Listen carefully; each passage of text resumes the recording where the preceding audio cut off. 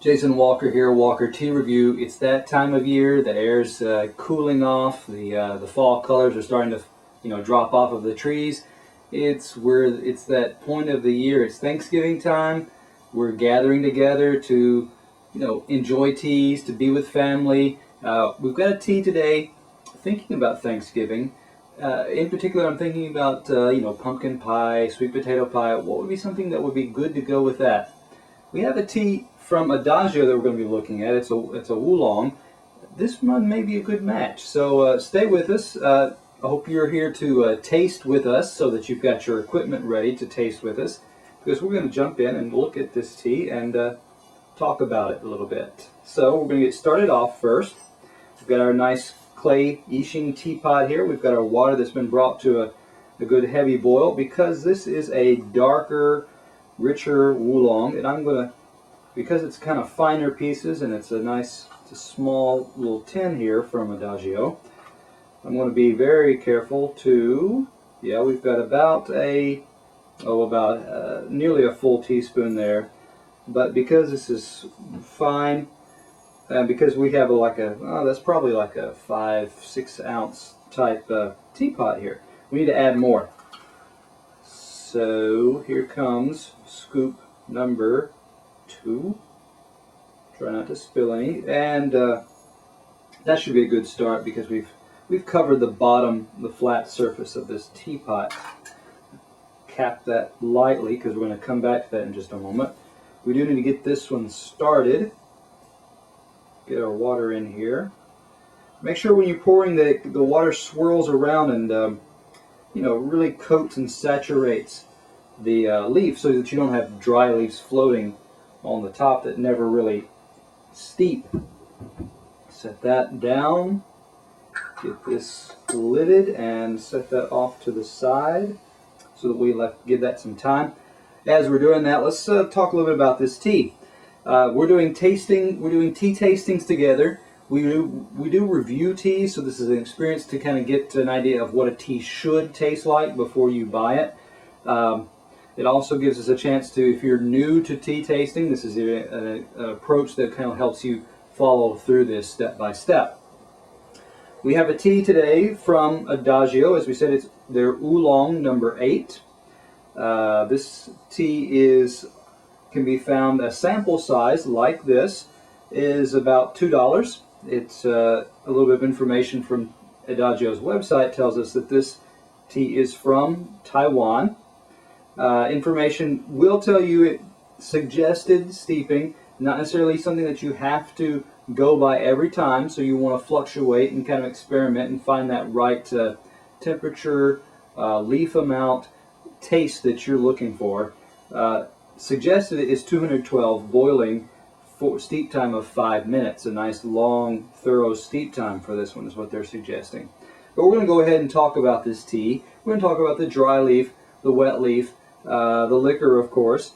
And if you are wanting to kind of take notes or learn about teas for yourself, you may want to go right up above. There is the How to Taste page. Once you get an idea of what a tea tasting involves, then you may also want to go to the Future Episodes page and find any teas that you're interested in tasting on your own, or lining up and setting up and tasting with us together.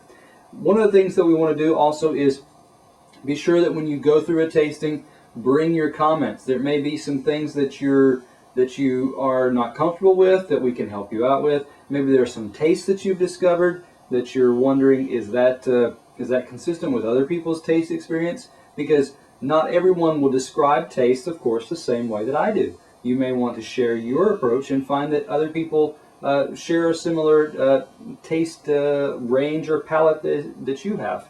So be sure to add your comments for that reason. Let's go ahead and talk about this dry leaf a little while. A couple of aromas that I'm getting.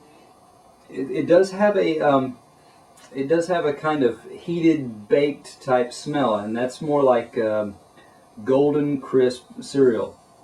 Okay, so you've got that puffed wheat kind of smell to it. Alongside of that, you do have this earthy type sweetness that's like wet autumn leaves. So this is a good time if you're outside taking a walk through the forest or the woods or something, take a deep breath and enjoy that kind of smell. Then go back home. When you're enjoying your tea, you'll be able to detect those kinds of smells in some of your darker oolongs like this one. So that's there. Other things that we're going to be noting is we're going to take a look at these leaves here now. Now our leaves are fairly dark. This is a deeply oxidized oolong that you'll see because it's a darker, richer color, darker brown. You've got like a gray brown, like a seal brown. You've got some auburn that's got a little bit of a reddish tinge to it, or a rust kind of aspect. And then you've got leaf. You do have a little bit of a, you do get a, here and there, you get a little bit of a light, like a pale olive color as well. You get just that's periodically. And you will see that these are leaf pieces or portions of leaf. Some of them are quite small, some of them are half an inch, and you will also see a few twig pieces or stem pieces in there as well. And the other thing that you're going to note, what was I going to say? No, that pretty much covers it. You got your twigs, you got your leaf pieces.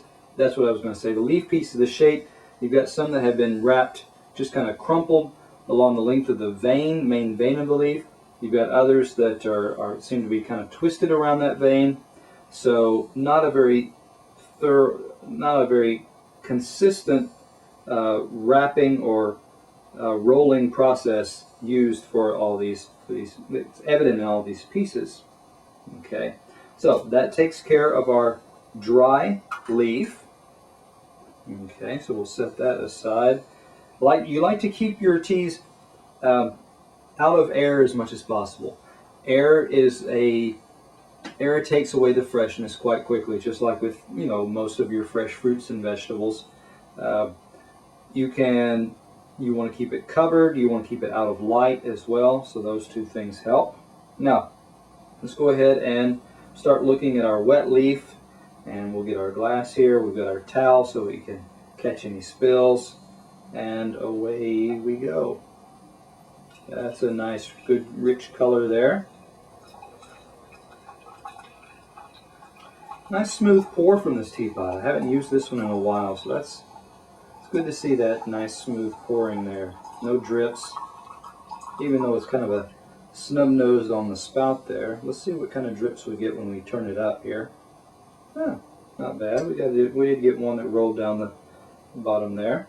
Well, our towel was prepared for that. So let's take a look at these leaves.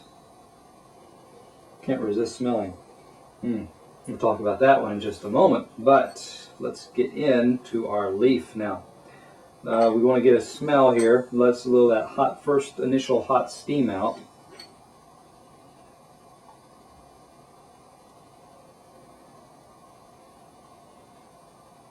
Okay, you are getting some kind of, it's like a steamed wood type smell.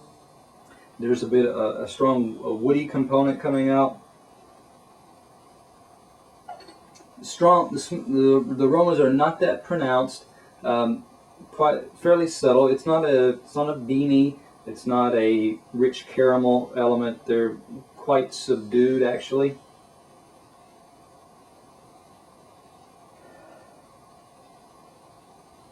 Yeah, still quite fairly faint will be the optimal word here. Let's get a few leaf pieces out and have a look at that. See what we can discover. Here we are. Okay, our leaves have, as usual, they have lightened up a bit and given us some richer green or dark green-brown type colors. Okay, so we'll pull those pieces out. Our leaves have loosened up and spread out. Not the chewiest I've ever found, but of course this is probably because of oolongs like this they're usually a later season tea, often late spring, summertime type harvest. So, and that means they're fuller, more mature type leaves, usually thicker and a little bit tougher than not as delicate as a first flush green type. So Yeah, that pretty much covers it. Nothing extremely new or unusual there. That one's kind of a reddish color. Pull that one out just to hold on to that. Okay, so that is our wet leaf. So we had lighter or dark green type colors. We had fairly, I would say, for a summer or a late spring type harvest like this, a Oolong like this, we had medium to light as far as the thickness and texture of the leaf, as chewiness of it, and light on the aroma that we mentioned already. We're going to go now to our liquor, talk a little bit about that. First off, we're going to give a look at this color, which is a nice rich, this would resemble a black tea. If you were a newcomer, you might look at this and say, huh, this is a black tea, but actually this is still in the Oolong category. So because of the oxidization and the processing that this goes through, so that tells you a little bit about that rich auburn or russet color that you've got there. Let's give this one a smell.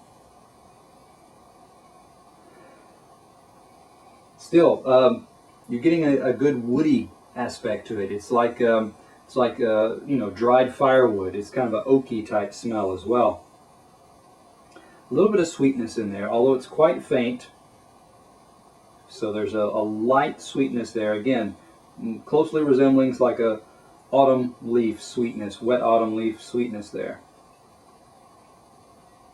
So let's give this one a taste and see what else we can find. You're going to notice if you're into tasting it and you want to really appreciate your teas, take your time and slurp your teas. Let the air release the aromatic compounds. Let it travel up into your nose. Swish it around.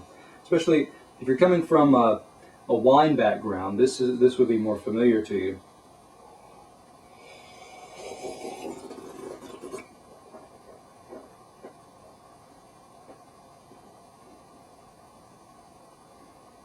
Yeah, smells and the kind of flavors that came out.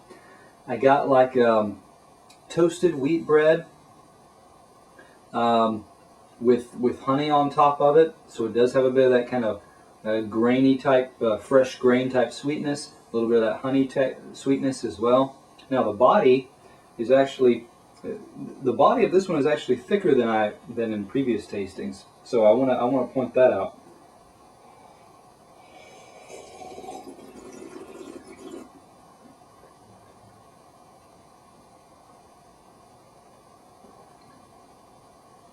Aftertaste is present. I mean, you do have a consistent aftertaste, although it does taper off rather quickly in comparison with other dark oolongs like this that I've encountered. The body is nice and smooth. I mean, it's a good light broth, so it kind of gives you a nice smooth feeling and texture throughout your whole mouth. So that's a good point going towards its advantage.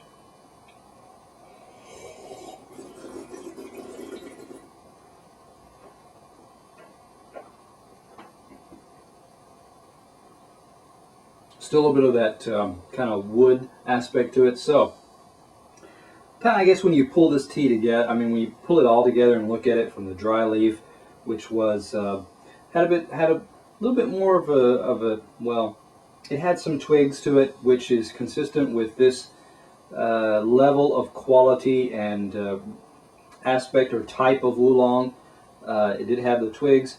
It did have smaller pieces or smaller leaf portions that I've seen in compared to others. As far as your wet leaf goes, some good aromas, some aromas coming off, although not the strongest, but I would say on par with some of the others that we've looked at in this category. Leaves that were also on par, and then we got to our liquor here.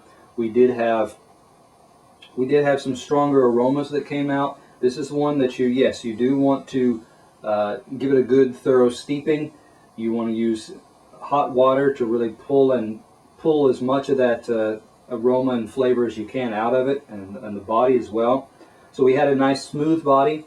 We also had a texture or an aftertaste that tapered off fairly quickly. So that was a little surprising. My original notes, I gave this an 81, but I'm going to have to bump that up just a couple points to probably an 83, simply because I had talked about I want to see a stronger aroma and body, but yet when I did it this time, I did detect more than an 81 quality or score of body and aroma. So that was to its advantage. Although, like we said, we wanted to extend that a little bit longer so that it carried through the aftertaste a little bit more. So, all in all, 83. Again, this was Adagio's Oolong number 8 here at Walker Tea Review. And add your comments. If you've had this tea, this one's been out for quite a while. Come back, tell us what you thought. Did you share that same perspective?